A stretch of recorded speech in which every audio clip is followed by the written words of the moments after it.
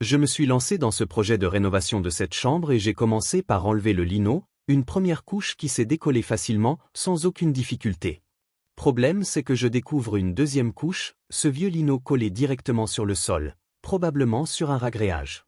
D'après l'âge de la maison, ce lino a été posé depuis au moins 20 ans.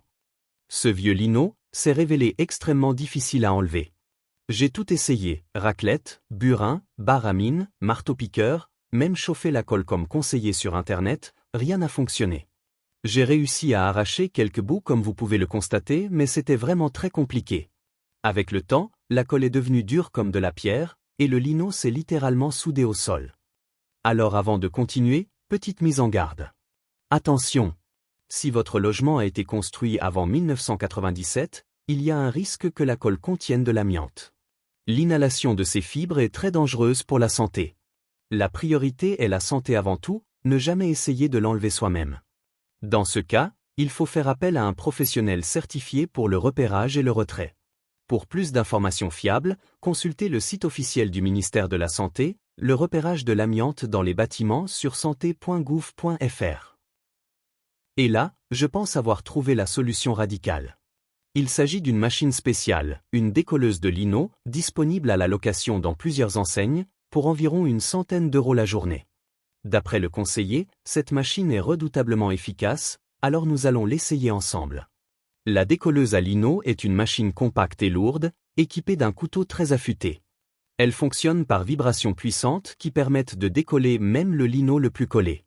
Première étape, installer le nouveau couteau, qui dans mon cas m'a coûté un supplément d'une dizaine d'euros. Attention, il faut absolument porter des gants pour cette opération, car la lame est extrêmement coupante. Et avant de démarrer, pensez aussi à vous équiper d'un casque anti-bruit et d'un masque anti-poussière, indispensable pour travailler en sécurité. Play.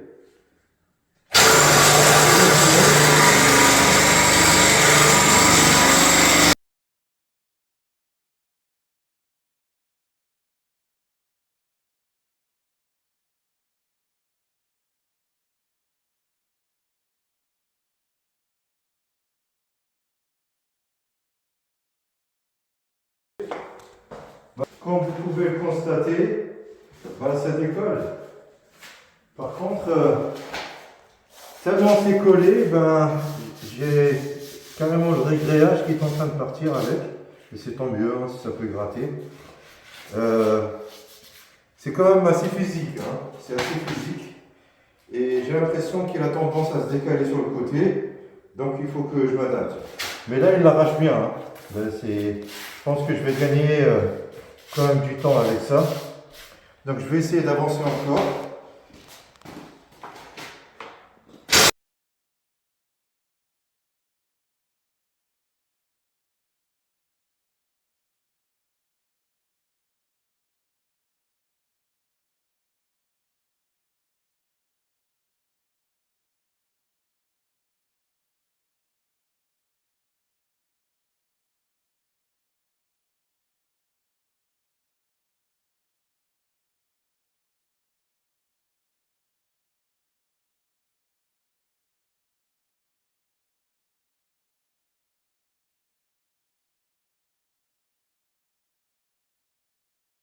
Et voilà, tout le lino est enfin enlevé. Il reste seulement quelques traces de colle que je vais gratter avec cette grande raclette, puis je terminerai par un nouveau ragréage. J'aurais pu poser un sol fibré directement sur l'ancien lino, mais j'ai préféré tout retirer pour travailler sur une base propre, et aussi éviter de créer une surépaisseur par rapport au reste de la maison.